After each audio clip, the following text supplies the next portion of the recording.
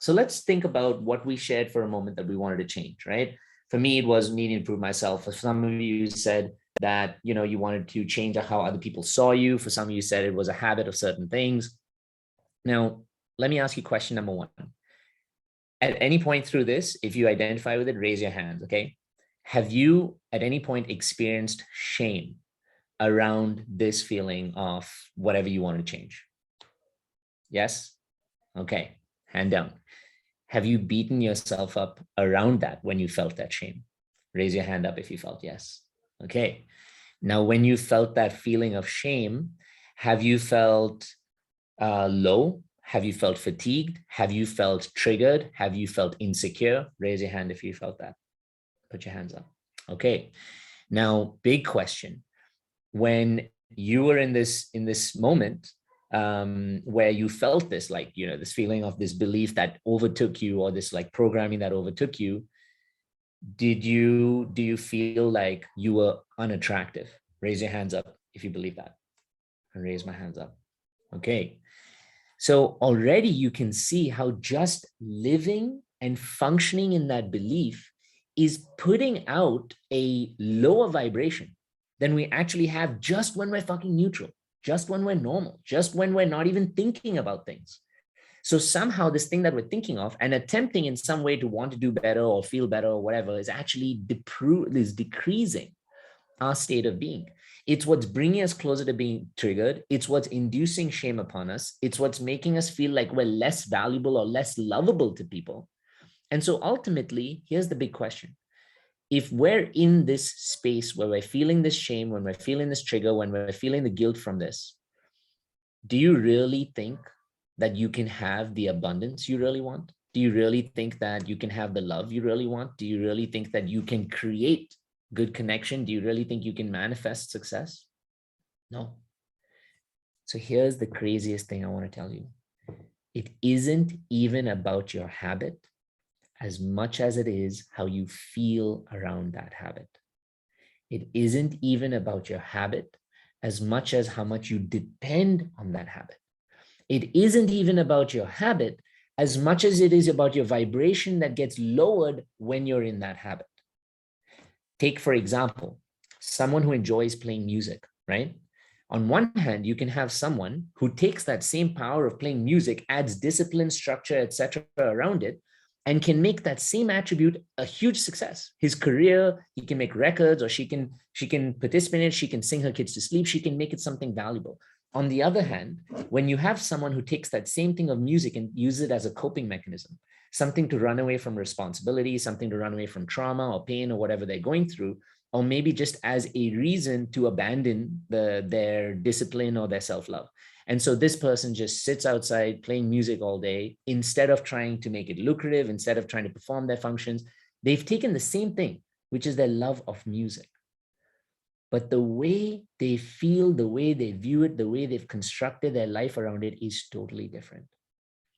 It's the same thing about connection. It's the same thing about love. It's the same thing about money. It's the same thing about habits of waking up. It's anything. It's about what we make that believe it can be for us.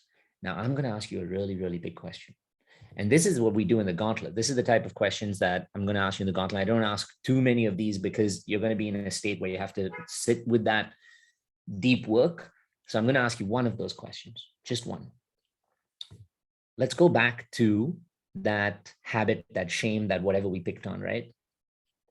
So for me, for example, is need to prove myself. Other people, someone said it was, me not feeling worthy. Can each of you see where in your past this came from, to the point that maybe it was a mechanism, maybe it was a shame, maybe it was a judgment, maybe it was because of a trigger, maybe it was because of an idea that all came from your childhood or a parent or your conditioning? Raise your hands if you're able to see that. Okay, beautiful. Now, for a lot of you, you may not be able to see it right now because for very long, you may not even have done that type of work. You may not have done that type of like discovery or introspection where you can go all the way back to see, okay, where did this first come from? So let me give you a piece of homework. For those of you who perhaps were not able to see it, came back from that time, I want you to do a process that I do and I take people through in the gauntlet called compassionate inquiry. And this is the process, this is a psychoanalysis method that I use to help someone find out where their trauma first came from. Now, we all talked about how this habit, this like belief, this whatever makes us feel like shame, it makes us feel judgment, it makes us beat up on ourselves. So we can say that in truth, we're unconsciously re-traumatizing ourselves each time that we go through it. So we need to find out when it first started and find a way to address that, soothe that, nurture that, nourish that, fix that, and kick that in the butt and get it out of there. Discipline is the ultimate form of self-love. And why I say it is because I used to absolutely hate discipline, absolutely hate it. But you can discipline, and discipline doesn't mean that you have to give up freedom, you have to give up flow, you have to give up playfulness. In fact, if you need, let's say now you've seen your habit, right? Okay, so my habit is I am losing money, or my habit is I need to prove myself. What can I discipline to recondition myself? How can I discipline myself to recondition this belief? If I'm constantly finding myself needing to prove myself, now I need to discipline myself to not prove myself, which sounds really funny. But take the same example. Let's say I come across an example with a boss or with a colleague or with a parent, and they're like, what are you doing this weekend? And then I normally would say, I would want to say, oh, I'm going to have fun with my friends, but I have to say, oh, I'm going to do this amount of work, blah, blah, blah, just so they're like, oh, good for you, son. Now I'm feeling proud of you. I have to discipline myself to say in that moment, not do what I used to do the opposite and say, I'm going to spend time with myself because I really have been wanting to enjoy myself and I've been really wanting to just meet my friends. And so that's what I'm going to do. Discipline.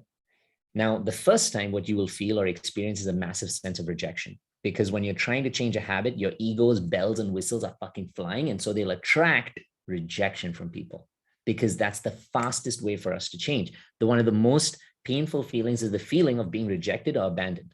So in that moment, for example, for me, it will be my mom or dad saying like, how can you do that? You need to focus on something else. Like you need to build a career. You're an entrepreneur, blah, blah, blah. Immediately I open myself for rejection. But again, what comes in is discipline. Now I'm giving you surface level tools because in the gauntlet, that's where we give you the deep, deep, deep tools of how you'd reparent yourself, work through inner child healing, etc. This is a very difficult space to be able to offer that because I can't guide you in such a big group through that process. So that takes a lot of practice. That takes a lot of reparenting. That takes a lot of, showing up for ourselves, discipline every morning with meditations, Ho'oponopono, mirror work, etc. But the ultimate truth in all of it is we're showing up for ourselves in the way we need to change that outcome, to change that habit. Hey, and welcome to the Inner Yats YouTube page. If you like our content, make sure you click the like and the subscribe button so that you get more of these amazing videos that keep coming your way.